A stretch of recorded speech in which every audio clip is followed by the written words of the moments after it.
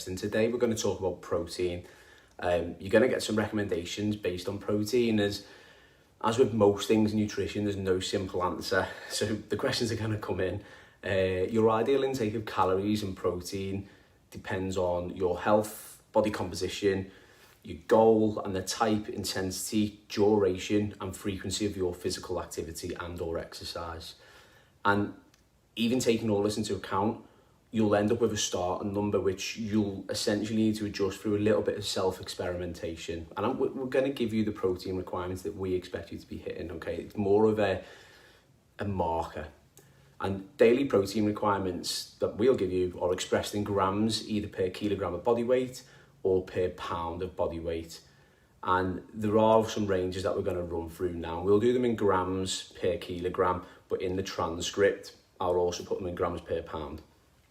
So if you're sedentary, you want to be aiming for about 1.2 to 1.8 grams per kilogram. And keep in mind that your body composition is more likely to improve if you add regular activity as well, especially resistance exercise or resistance-based exercise. And we spoke about that before. Than if you merely just hit a protein target. So although it will help achieve some form of body composition that's more favourable, you also need to be active. If you're of a healthy weight, active, and wish to keep your weight, aim for about 1.4 to 2 grams per kilogram. And people who are trying to keep the same weight but improve their body composition, so more muscle, less fat, may benefit from the higher end of that range, so more towards the 2 grams per kilogram. If you're of healthy weight, active, and wish to build some muscle mass, aim for about 1.6 to 2.4 grams per kilogram of body weight. And intakes as high as 3.3 grams per kilo may help experienced lifters minimize fat gain when they're bulking, essentially. If you're of healthy weight, active, and wish to lose fat, okay, aim for about 1.6 to 2.4 grams per kilogram. And you want to be going more towards the higher end of this range as you become leaner, or if you increase your calorific deficit, okay, by eating less calories or even by exercising more. So you want to be looking at about 3.1 grams per day, and that'll enhance the effects, essentially. If you're overweight, aim for 1.2 to 1.5 grams per kilo, and this range, like all the others in this list, is based on your total body weight. So most studies on people who are overweight report their findings based on total body weight, but you'll find some calculations that determine your optimal protein intake based on your lean mass or your ideal body weight.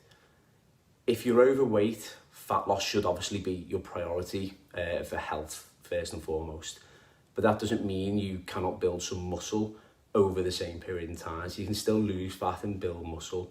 And overweight doesn't include obesity. The next bit we'll cover is a bit more controversial, so looking at pregnancy. And if you're pregnant, there are ranges out there between 1.7 and 1.8 grams per kilogram. And if you're lactating, aim for at least 1.5 grams per kilogram. If you're a vegan or you obtain most of your protein from plants, then your protein requirements may be higher. And that's because plant-based proteins are usually inferior to animal-based proteins with regard to both bioavailability, so how available are they in the body, and the actual amino acid profile of the protein itself. Now, what I want you to do is forget the horror stories. Most studies have looked at dosages up to about 1.5 grams per kilogram of body weight, and only a few have looked at dosages as high as 2.2 to 3.3 grams.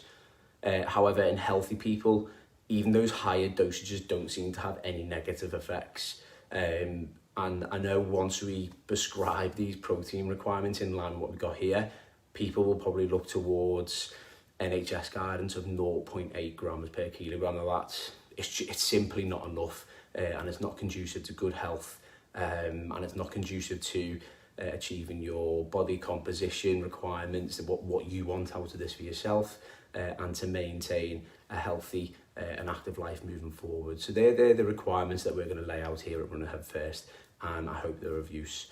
Like with everything else that we do, I'm happy to take any questions direct, and I will answer them and base it off the latest evidence available to us.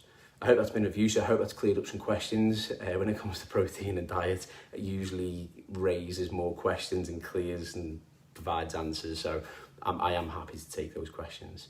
If you don't have any, enjoy, let us know how you get on. It'll be interesting to hear. Thank you.